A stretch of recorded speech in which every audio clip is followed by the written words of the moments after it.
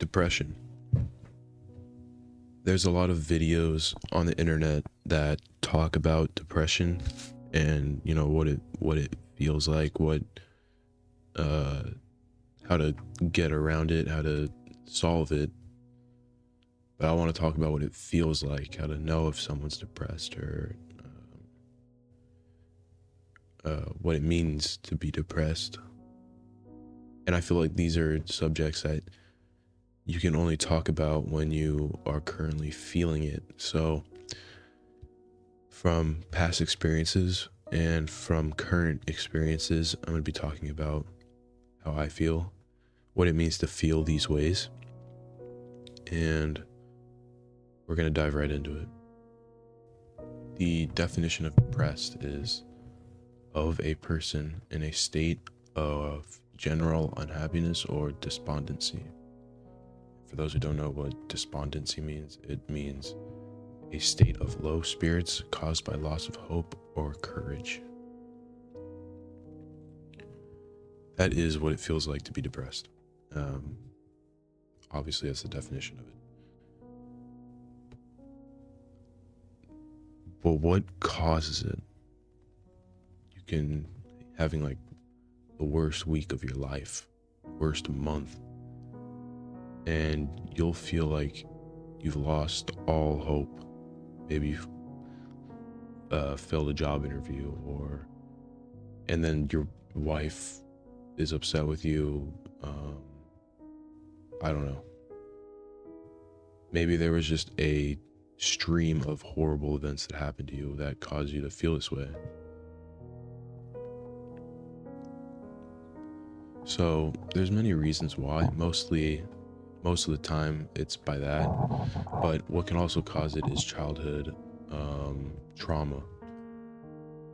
Maybe something happened when you were a child and it just stuck with you forever. How it feels. How does depression feel? Think of it like this. You feel like you're alone, which I mentioned in my last video. So I'm not going to go too deep into this, but you feel alone, emotionally numb, which is something I'll talk about in my next video. Or like as if you can't cry, like as if you just can't feel anything except pain. It's hard to explain. Depression feels like as if you don't think that there's a way out, that there's no point in going on. Maybe you want to quit and you think that honestly that sounds like the best option, but it's not the best option. There's more to life. Life is a long game and you gotta keep playing, and you can't just stop. Different events will happen. How to know if someone's depressed. Now, this is really good because it's very hard to tell. If someone's going around your school or your house or something, they're like, I'm depressed, I'm so depressed. I mean, it's good to check on them. You should, but people who have depression, they like to hide it. They don't like to show it. And 9 times out of 10, if you ask them if they're okay, they'll say they're fine. Or if they seem wrong or weird, they'll say that they're just tired. It's always good to just ask, just in case, just to show them that, you care. I think when it comes to trying to find out how someone feels, it's always best to just, sit down with them, one-on-one, and try and be real or honest with each other. I think that if you want to know if someone's depressed, it's a lot easier if you've been depressed before. If you haven't, it's like you're trying to, it's like as if you work in one job and you're trying to do somebody else's job without ever doing the training for it. It's like you kind of understand the basics of it. Like you You see other people doing it and you're like, okay, I get what they're doing, but you don't know how to do it. So it's like, it's hard. It's really hard. And depressed people, they like to, and me including, we like to, majority, fake our smiles and laughs just so that, nobody notices. Because personally, that's what I do. Just so I don't have to make anybody worry or feel the uncomfortableness of having to talk about my feelings and emotions to the people around me. It's hard. It's hard to tell if somebody's depressed. So it's always good to just check in with your friends every now and then.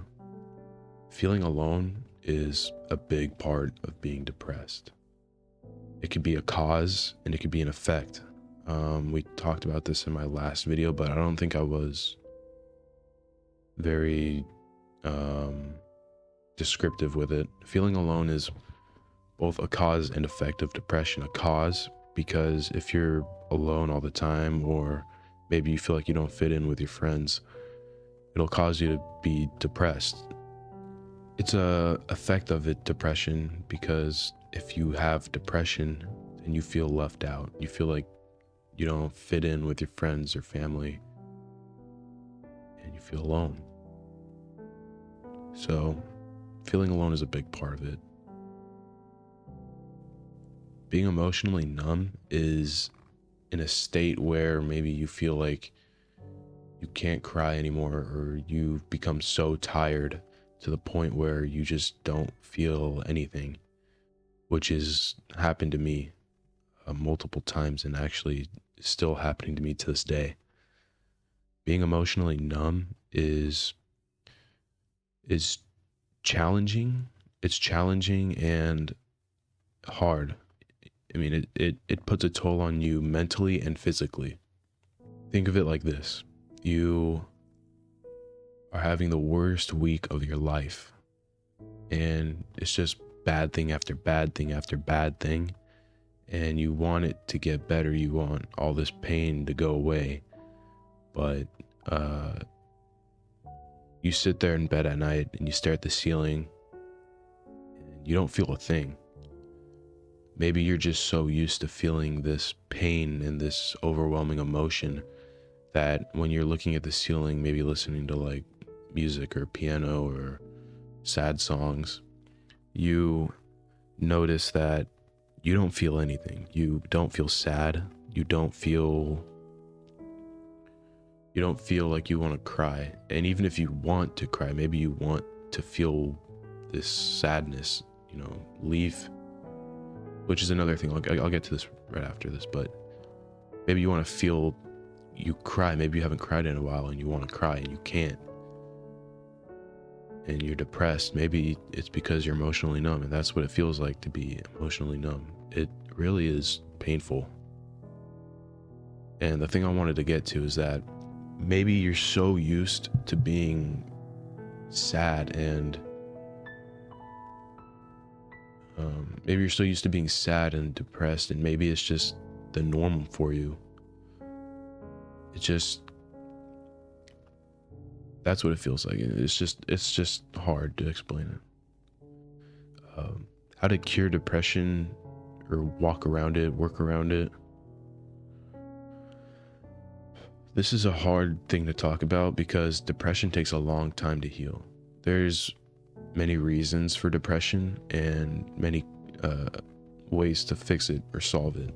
I think the best method, personally, is to get off the phone. I think spending time off the phone has helped me a lot, because maybe there's things on social media that just, bring you down. Maybe you're seeing posts from your ex-girlfriend, or maybe you're seeing posts of people having fun in groups and you're not. Maybe you're seeing posts of people talking about depression and then that makes you feel depressed. Or maybe you hear about something that will trigger your depression. There's a lot of things that can happen on social media that'll affect your depression. I think getting off your phone, or at least minimizing it so that you're on there for only a little bit every day, will 100% help you. I'm not saying it'll solve your depression, but I'm saying it'll definitely help it a lot. Um, when it comes to walking around your depression, that's the idea right there. You know, finding little things that can help you eventually come to curing your depression. But to actually cure it, I think it's best to really sit down and think to yourself, you know, what caused this? When did this start happening? And try and come with like a conclusion with yourself, you know, like this happened, but maybe I need to just face the facts that it's not going to change, and maybe I need to better myself so that maybe something like that doesn't happen again.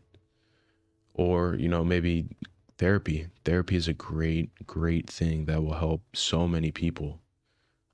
I would go to therapy, but my situation's a little bit different. So if you can't go to therapy, there's many things you could do. You can go online, do online therapy if you really want to try and cure your depression. That's what you can do. You can also talk to your friends and family. Um, Talking to your friends and family is a great thing. It really shows you how much people love you and care for you. It shows you that, like, if you were to go to your mom and tell her, I'm I'm depressed, I'm very upset right now, I'm thinking of suicidal thoughts or something, she's gonna sit down with you, she might even cry and tell you she loves you she'll tell you a million times that she loves you and cares for you. And it'll show you that, wow, there are people who really love me and care for me. That's what'll make you feel like you want to live, you know? And also one more thing, last thing, suicide. Suicide, I'm going to give my opinion on it as someone with depression. Suicide is a huge part of depression, which is really sad. Suicide is something that should never be done. Suicide is horrible. And I think that, personally, I think suicide is selfish, because you leave other people here to just wallow in pain, misery. But I can understand why you would want to, you know, because I constantly have suicidal thoughts. If you ever need help, I'll put the suicide hotline number on screen right now. Please don't be afraid to call. There's always help, and there's always an answer. There's always going to be help for you. People love you, and there is definitely a way to get around it. There's always a light at the end of the tunnel. Thank you.